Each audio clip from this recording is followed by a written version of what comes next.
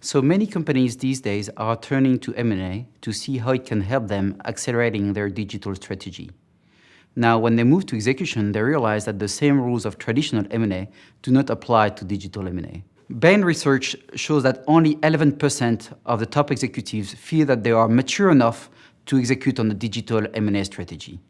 These ones actually apply a consistent approach across the 4 steps of the M&A process.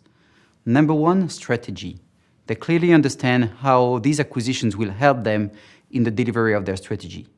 A few years ago, when Publicis bought Sapiens, it was a clear way for them to accelerate their transformation from a traditional advertising company to the digital advertising one. Number 2, financing. These digital assets tend to be quite expensive.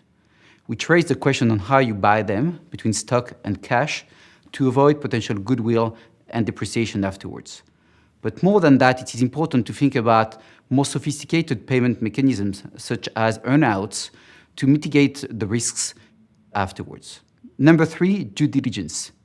Doing a due diligence on a digital asset requires a much more forward-looking approach on the asset. It requires putting together some insights from the ecosystem of the company to understand the value of what you are acquiring. But the second thing, it is important to understand how you can actually be a good parent to that asset. Being a good parent doesn't mean trying to see how this company will help you transforming your business, but the opposite, how your company will help accelerating the development of this digital asset that you are acquiring. And the last point is the integration. Many companies buy these assets because they think it's going to help them accelerating the transformation of their company. But when they do that, they say, okay, I'm going to do that and therefore integrate this company into my traditional business. But if I do that, I may kill what I'm buying.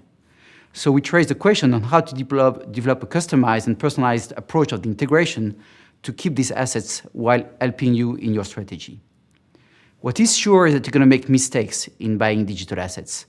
These good companies tend to put in place a feedback loop to learn from these different assets that they are acquiring in order to improve and develop a reputable, successful formula.